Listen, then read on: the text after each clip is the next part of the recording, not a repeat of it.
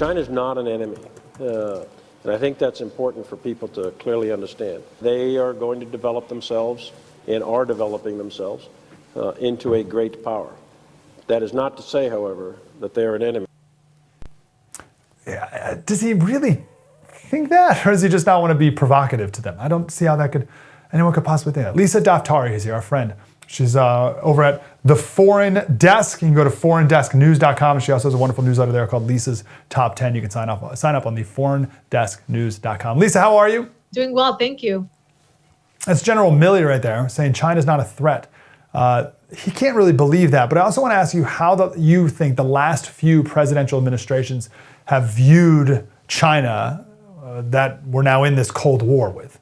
Yeah, we've actually been ignoring China for the most part. If you remember, Donald Trump, when he was just a mogul hotel owner, used to go on Fox News before he even thought about running for presidency. Donald Trump, the entrepreneur, would go on TV saying, China's walking all over us. They're taking advantage of us all over the place. We have to curb China's behavior. And this basically led up to his presidential run because it resonated with people like, wait a minute, why have we empowered China to the point where they run us? They call the shots. And this is basically thanks to the Bill Clinton administration, gave them a lot of jobs, resourced obviously all out to China, manufacturing, et cetera, and created this empire as China. I remember the anecdote used to be the guy who rides the bicycle to the factory is now driving his Ferrari home. And that's all thanks to Bill Clinton.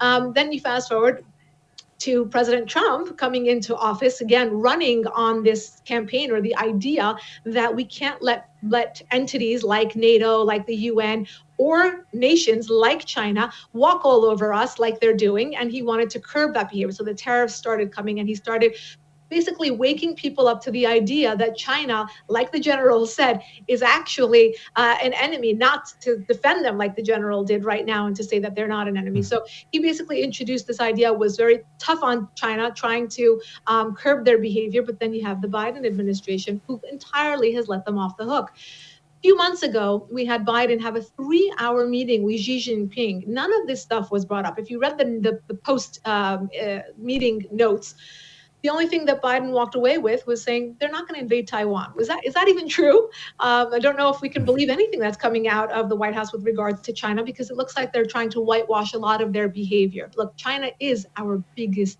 threat. Whether you want to look at economically, geopolitically, they're cozying up with our enemies. They're taking every opportunity to really stick it to the United States. Yep, I want to ask you about that because I definitely fell for the thinking that if we increase trade with China or become more integrated with China, that it would make China more like America. Right. But it is very clear now that it has made America more like China. I was very, very wrong about that. Exactly right. We talked about that. We're going to talk about that coming up in the last segment with the NBA. It's just like a nice little case study on that. How do you believe we have let China influence, or Chinese influence, come into America the most? What are some examples? Yeah, so, obviously we have not stopped them from infiltrating in many ways, meaning they are in our science labs, they're in our universities, they're in our places of government and in our places of work. We saw the balloons over the last few months, but this is not anything new. They have embedded themselves in all aspects of American life and in all sectors that matter. We have had copycat technology when they actually take our licensed copyrighted material, whether it comes to science or technology. They have been copying it for years. We have been begging the administration to really put their foot down on this. They've been copying our drones, our military equipment. They've been taking our laptops. I know a lot of people connect the dots with Hunter Biden and obviously selling our secrets over there with laptops. And there's a whole, that's another topic in and of itself. But they have a desire to want to know what's going on in this country, and we have allowed them that permission. We have given them that space to do so. And while the American administration has played dumb, or they have just looked the other way and given them the access to do so. And the Confucius Institute is a perfect example of their growth on university campuses. And it finally was, I believe, Pompeo under the Trump administration who kicked the Confucius Institute out of these universities, which was a good move. I don't know if you saw, Lisa, it was Peter Zeihan was on Joe Rogan's podcast pretty recently, and it made big headlines, the big YouTube video saying he said China has 10 years until it collapses. And I think a lot of people took whether you think that's true or not, but I think a lot of people took solace in that. They're like, oh, okay, good. They're not a world superpower. They're going to collapse because they're literally running out of people because they're one-child policy and all the rest. I took no solace in that because to me, if that's true, then that seems like we have a desperate China on our hands. And I think that it could be even more dangerous. What do you make of that? Exactly right. They will do whatever it takes. Look, the problem with American foreign policy, and I say this across both Democrat and Republican administrations, maybe more so in Democrat, more exaggerated and more in Democrat administrations, is that they believe every nation functions the way we do. We also view their form of democracy or running their economy the way we do. You asked why we never were able to make China like America, because we never used our leverage, L word. This administration and the Obama administration in particular never liked that word. And when it comes to foreign policy, it's the most important concept to use the money that we use as influence, to be able to call out the shots, to give China all this access, all this money, all of this business, and not use it as leverage is exactly why China has become the beast that it has become and is now calling the shots. They have cozied up to our enemies. They've cozied up to Iran. They have a 25-year deal, a petro deal with Iran. They're now getting closer to Russia, obviously using this little opportunity, this opening with the United States siding with Ukraine, Biden going over there and saying, look, this is an opportunity for us to grow closer to another one of the United States' enemies. So they know exactly what they're doing. They're using that influence, and they are watching us. Look, we go back to life as usual. The Chinese go back to plotting and planning. And as you said, if they become desperate, which I have heard this many times as well. They say that the banks in China are in big trouble. People are living above their means. The government is living above its means and is going to basically fizzle out economically.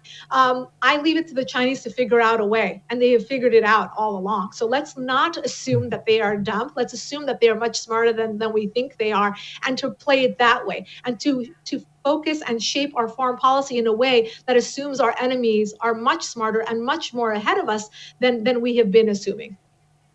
Yeah, well, they are, at least in one aspect of military. They're the ones who have hypersonic missiles, and we do not. And we do not only do we not have hypersonic missiles, we don't have a way to defend against hypersonic missiles. So just in that one way, they're certainly ahead of us.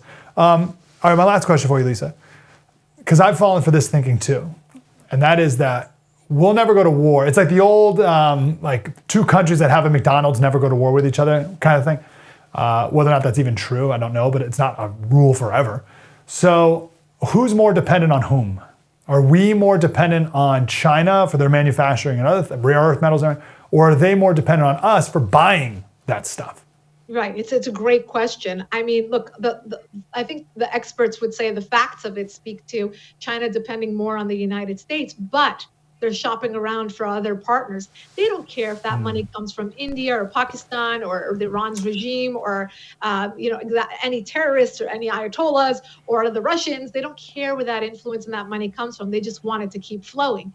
And the United States, well, after the tariffs were put in place, and since we've seen that China's kicking our butt all over the map, it would look like on the face of it and the way that the Chinese are behaving, that they're the ones who have something over us.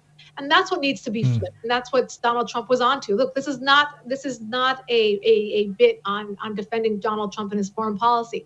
It's to say that when America behaves in a way that it wants to be a leader, both economically, politically, militarily, on the world stage, it does a lot of good for us along the way. There are consequences to having this America last foreign policy and the mentality, and this is what it's done for us. When Joe Biden has a meeting with China and walks away with nothing, delivers no warnings or at least any stern or firm positioning on where America stands, these are the consequences, and we're living them.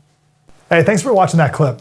I'm starting to get very concerned about World War III and the steps that are, the alignments that are happening right now around the world. I don't care for it at all. So to learn more about where we're headed, you can download the First TV app, watch this special for free, also available on thefirsttv.com. We need to be aware of this. We need to be ahead of this. While the rest of the country is going to sleepwalk into World War III, we will not.